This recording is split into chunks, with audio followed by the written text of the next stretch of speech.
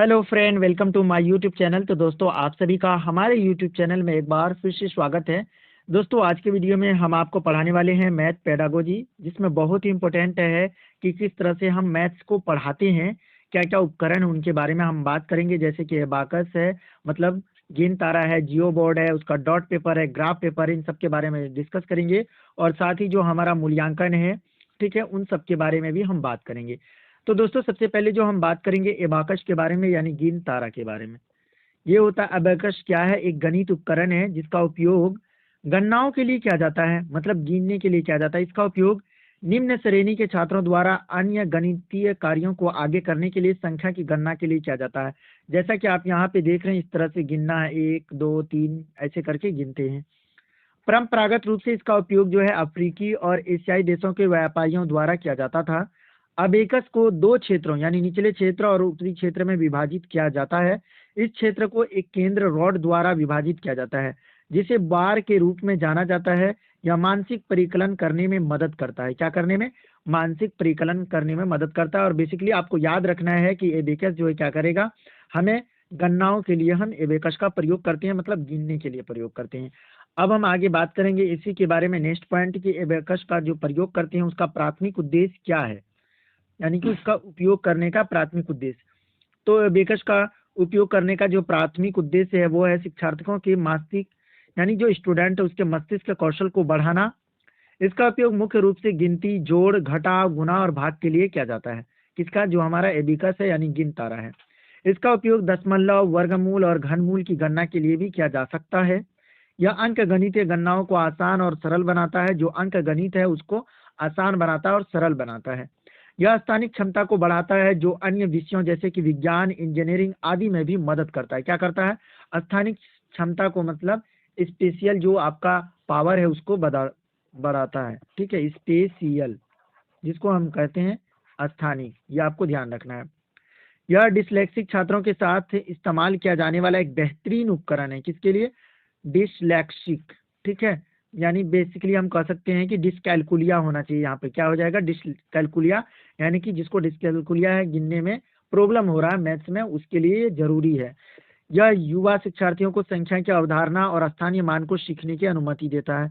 क्या करता है? शिक्षार्थी को संख्याओं की अवधारणा भी और साथ ही उनके स्थानीय मान को सीखने की अनुमति देता है। तो जो हमारा एबेकस है उसका प्राथमिक उद्देश्य ये है। बेसिकली आपको याद रखना है कि ये गणनाओं के लिए प्रयोग किया जाता है और साथ ही ये निम्न श्रेणी का जो कक्षा है उसमें उपयोग किया जाता है। ठीक है, और इसका जो प्राथमिक उद्देश्य था वो भी हमने बता दिया, मस्तिष्क कौशल को बढ़ाना। इसका उपयोग गिनती, जोड़, घटाव, गुणा, भाग आदि के लिए किया जाता है। अब हम चलते हैं नेक्स्ट पॉइंट पे। जो हमारा नेक्स्ट पॉइंट है वो है अब जियो बोर्ड के बारे में, कि जियो बोर्ड जो हम उपकरण यूज करते हैं मैथ्स को पढ़ाने के लिए, वो किस तरह से हमारे मैथ्स के, जो किसी भी स्टूडेंट को मैथ्स पढ़ा रहे हैं तो उसके लिए कितना इंपॉर्टेंस रखता है। अब ये जो आपको चित्र में दिख रहा होगा यहाँ पे, ये हमारा क्या है? जियो बोर्ड है, जिसमें आप देख सकते हैं कि अलग अलग आकृति बनाई गई है। ये हमारा रेक्टेंगल के रूप में, ये सब समांतर चतुर्भुज है, ये स्क्वायर है, ये त्रिभुज है। ठीक है, ये वर्ग है और त्रिभुज और रेक्टेंगल और सम चतुर्भुज है, समांतर चतुर्भुज कर सकते हैं। अब बताइए, जियो बोर्ड क्या है? एक गणितीय उपकरण है, मतलब कि एक मैथमेटिकल डिवाइस है, जिसका उपयोग समतल ज्यामिति में बुनियादी अवधारणाओं जैसे कि परिमाप, क्षेत्रफल और त्रिभुज अन्य बहुभुजों की विशेषताओं को प्रस्तुत करने के लिए किया जाता है। इसमें एक भौतिक बोर्ड होता है जिसमें कीलों को समान दूरी पर, देख रहे हैं ये कील है, ये, ठीक है, इसको समान दूरी पर रखा जाता है। जियो बोर्ड 5 और 10 पिन व्यू, 10 और 10 पिन व्यू में आते हैं। देख रहे हैं कि यहाँ पे 1 2 3 4 5 5 वाला है ये। आप 10 10 वाला भी ऐसे करके इस तरह से रहता है। ठीक है, 10 10 वाला तो वो भी आता है, जिसमें हम क्या करते हैं, इसको एक चित्र के द्वारा बनाते हैं इस तरह से, जो इसमें दिख रहा होगा आपको। ठीक है, तो कीलों के आर पार रबर बैंड को खींचकर एक जियो बोर्ड पर बहुभुज की आकृति बनाई जाती है। बहुभुज मतलब एक से ज्यादा भुजाएं वाली आकृति को बनाया जाता है। आपको बेसिकली याद करना है कि, याद रखना है कि इसमें हम क्या करते हैं, परिमाप, क्षेत्रफल और त्रिभुज के अन्य बहुभुजों की विशेषताओं को प्रस्तुत करने के लिए जियो बोर्ड का इस्तेमाल करते हैं बच्चों को गणित पढ़ाने में। ठीक है, ये आपको ध्यान रखना है। ठीक है, अब हम चलते हैं नेक्स्ट पॉइंट पे कि हम आखिर जो है प्राथमिक स्तर पर जो यूज करते हैं जियो बोर्ड, उसके लिए क्या क्या है। निम्नलिखित अवधारणाएं हैं जो जियो बोर्ड द्वारा समझने में सहायक है। जियो बोर्ड के द्वारा हम क्या क्या समझ सकते हैं। ये समतल ज्यामिति में बुनियादी अवधारणाएं और आकृति होती है। त्रिभुज और अन्य बहुभुजों के गुण उसके बाद समान आकृतियों के गुण को समझाता है, बहुभुज के क्षेत्रफल की गणना करना सिखाता है, बहुभुज के परिमाप की गणना करना सिखाता है, और डिस्ग्राफिया नहीं डिसकैलकुलिया वाले छात्रों की मदद करता है। एक गणितीय खेल के रूप में उपयोग किया जाता है। किसके रूप में? गणितीय खेल के रूप में, मतलब मैथमेटिकल प्लेइंग के रूप में प्रयोग किया जाता है, और छात्रों को आनंदम या अधिगम में मदद करता है। आनंदमय यानी कि इंटरेस्टिंग करके पढ़ने में मदद करता है। ये कौन करता है? जियो बोर्ड के द्वारा। जियो बोर्ड के द्वारा आप समझ सकते हैं परिमाप, क्षेत्रफल आदि हमें ज्ञात करने या उसकी अवधारणाओं को समझाने में हमें हेल्प मिलती है बच्चों को। ठीक है, आपको ये ध्यान रखना है। अब हम चलते हैं नेक्स्ट पॉइंट पे। जो हमारा नेक्स्ट पॉइंट है, इसमें अब हम पढ़ेंगे ग्राफ पेपर, डॉट पेपर और 10 ग्राम के बारे में। ग्राफ पेपर क्या है उसके बारे में, इसमें डेसिमल नंबर का ज्ञान दिया जाता है। यहाँ पे देख लिए हैं ये ग्राफ पेपर है, इसमें हम 0.1 से लेकर के 0.9 तक जाते हैं। इस तरह से हम इसमें क्या कर सकते हैं? डेसिमल नंबर का ज्ञान दे सकते हैं ग्राफ पेपर के द्वारा। ठीक है, अब है डॉट पेपर। यहाँ पे दिख रहा होगा आपको, डॉट डॉट दिख रहा है। इसमें ज्योमेट्रिकल शेप्स तथा इंग्लिश अल्फाबेट का ज्ञान दिया जाता है। इसमें क्या होता है? ज्योमेट्रिकल शेप्स है जो है, चाहे वो आपका क्या है, रेक्टेंगल है या फिर स्क्वायर है या फिर आपका ट्राइंगल है, इन सब का ज्ञान दिया जाता है। तो ज्योमेट्रिकल शेप्स उसका, और साथ ही इंग्लिश अल्फाबेट ABCD का भी ज्ञान दिया जाता है। ठीक है, अब है 10 ग्राम।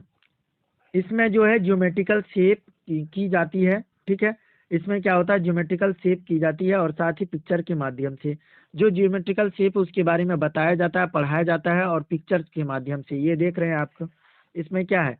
यहाँ पे आप देख सकते हैं कि यहाँ पे क्या कर दिया, स्क्वायर को जोड़ दिया गया है। उसके बाद यहाँ पे त्रिभुज है, ये हमारा क्या है, समांतर चतुर्भुज है। उसके बाद इधर फिर त्रिभुज को जोड़ दिया गया है।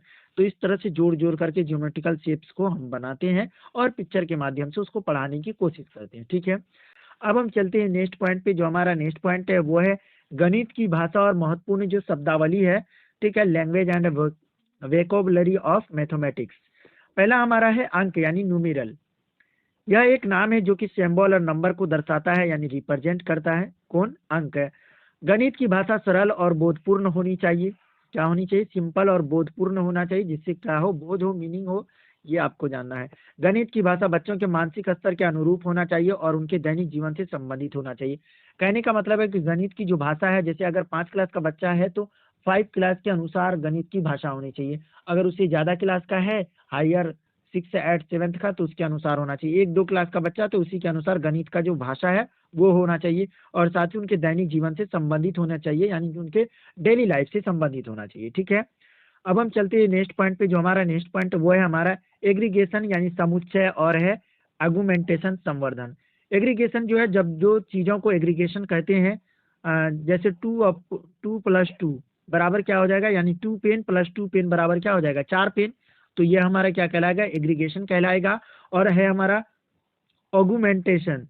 जब एक को बढ़ाया जाता है उसे ऑगुमेंटेशन कहते हैं। जैसे दूध में पानी मिलाना, क्या कर रहे हैं? दूध में पानी मिलाना, मतलब दूध है उसमें बार बार हम पानी मिला रहे हैं, तो क्या कर रहे हैं? पानी को बढ़ा रहे हैं, तो वो हमारा क्या कहलाएगा? ऑगुमेंटेशन कहलाएगा। और एग्रीगेशन के बारे में बता दें, 2 पेन बराबर 4 पेन, 3 पेन बराबर 6 पेन, तो ये हमारा क्या कहलाएगा? एग्रीगेशन कहलाएगा जी। ठीक है, जब हम दो चीज़ों को जोड़ते हैं। ठीक है, अब है मुक्त अंत प्रश्न और बंद अंत प्रश्न, यानी ओपन एंडेड क्वेश्चन और क्लोज एंडेड क्वेश्चन। मुक्त अंत जो प्रश्न है वो किस प्रकार का होता है? जिन प्रश्नों के एक से ज्यादा उत्तर होते हैं, जैसे कि वे कौन से 2 नंबर है जिनको जोड़ने पर 8 आएगा, तो हम क्या कर सकते हैं? 6 और 2 को जोड़ सकते हैं बराबर 8। 7 और 1 को जोड़ करके 8 लिख सकते हैं। 7 + 1 बराबर 8 हो जाएगा। ठीक है, 3 + 5 बराबर 8 हो जाएगा। तो इसके कई सारे आंसर हो जाएंगे। ठीक है, तो कई सारे आंसर हो सकते हैं। या फिर 4 + 4 8 हो जाएगा। तो ये क्या है? मुक्त अंत वाला, मतलब जिस प्रश्न के कई सारे आंसर हो सकते हैं। या फिर हम कह सकते हैं कि किसी दो संख्या को जोड़ने पर 10, कौन सी दो संख्या? तो 2 + 8 हो जाएगा, 5 + 5 हो जाएगा, 6 + 4 हो जाएगा। ठीक है, इन सबको जोड़ने पर। अब है हमारा बंद अंत वाला प्रश्न। जिन प्रश्नों का उत्तर केवल एक होता है, जैसे कि 5 में से 3 जोड़ने पर क्या आएगा, तो हमेशा आपको पता है कि 5 में अगर 3 जोड़ेंगे तो क्या आएगा? 8 आएगा। तो ये क्या है?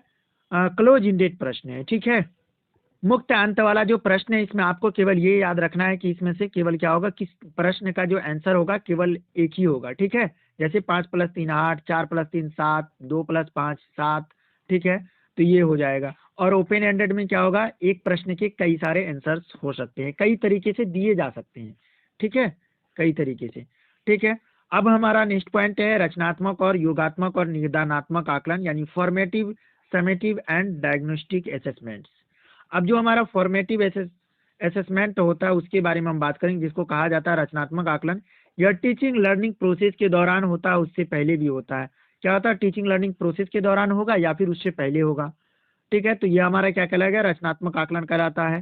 ठीक है, फॉर्मेटिव असेसमेंट कहलाता है। उसके बाद है योगात्मक, जिसको कहते हैं समेटिव।